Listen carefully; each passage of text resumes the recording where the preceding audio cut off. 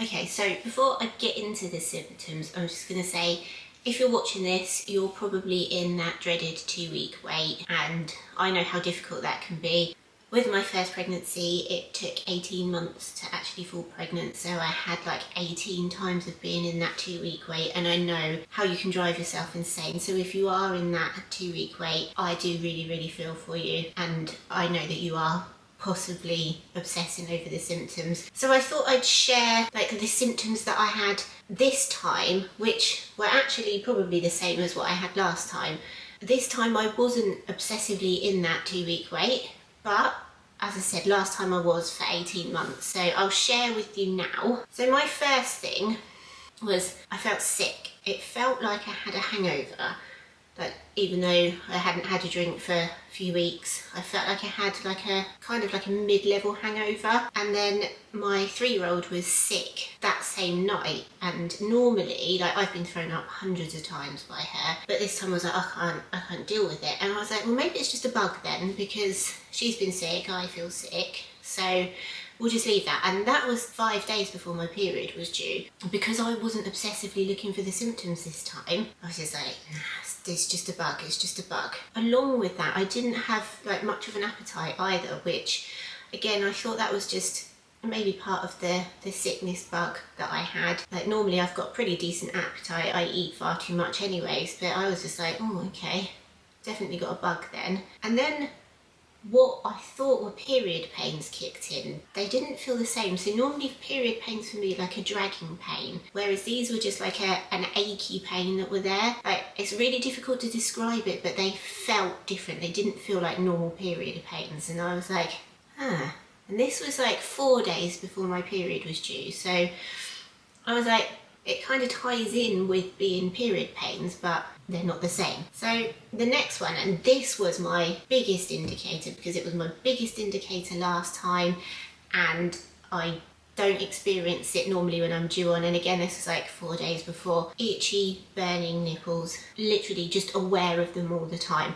That hasn't gone away throughout this whole pregnancy, that is still the same thing, but I'm still feeding my 3-year-old, and when she would have a feed, I was like, oh, this is uncomfortable. And I remember when I was like first suspected I was pregnant last time, I was looking at pictures of me in my bikini to see if things were different, because your boobs really do change. And the first time, loads of veins had come up and they just felt different. Obviously this time I was still feeding, so the veins are still visible. That wasn't any different, but for me in the first pregnancy, that was like a really big indicator. And again, this time my boobs have like, they feel different, and my nipples were burning. That is for me the biggest thing. I started to get a bit of dry skin. Now, it was the end of winter, so it was March, so obviously it was the end of winter. Obviously expect a bit of dry skin, but it was extreme. Like, for me, I don't normally suffer with dry skin, and this was again something I had last time. I literally turned into a lizard last time.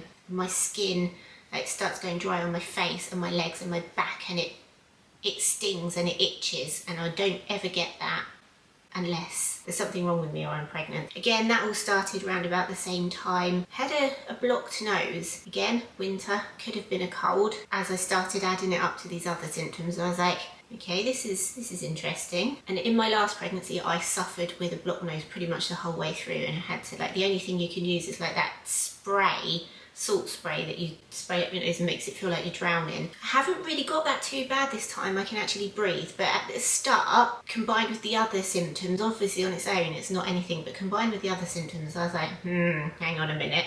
I was bloated. I have looked like 12 weeks pregnant since the beginning because of bloating. I was really bloated. Everything felt uncomfortable. It didn't feel like I had like trapped wind or I needed to fart or anything. It just felt uncomfortable. My next one was that I was really tired.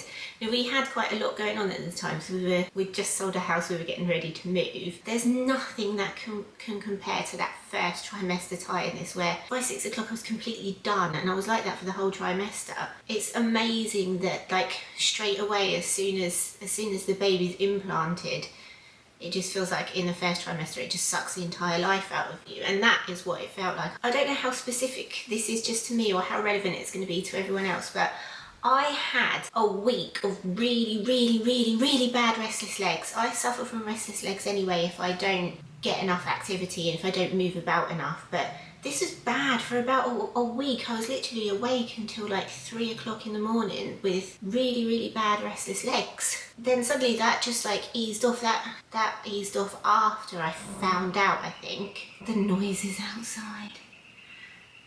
Like, literally killing off my concentration.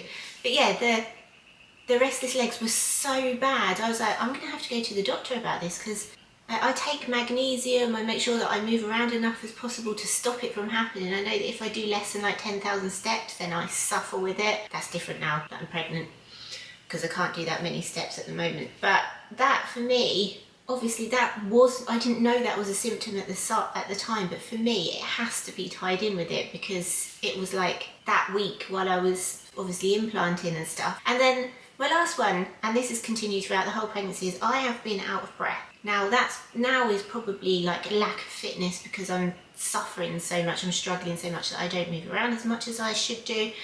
But I'm just constantly feeling like I can't catch my breath, and that had kicked in, and within those 5 days before I was due on. I didn't test this time before I was due on, because I was like, no. Last time I did, I found out 5 days before that I was pregnant, but as I said, I was waiting for it. This time I actually waited until like 2 days afterwards, because I was expecting it to take a long time again and it didn't. But they're the symptoms that I've had. Apart from the restless legs one, I've had them in both of my early pregnancies. So obviously for everybody it's different, but those are my ones. That's what I had. But anyway guys, if you are watching this and you are hoping for a pregnancy, I've got everything crossed for you. I really hope everything works out how you want it to. But as usual, thanks for watching, and I'll see you next time. Bye!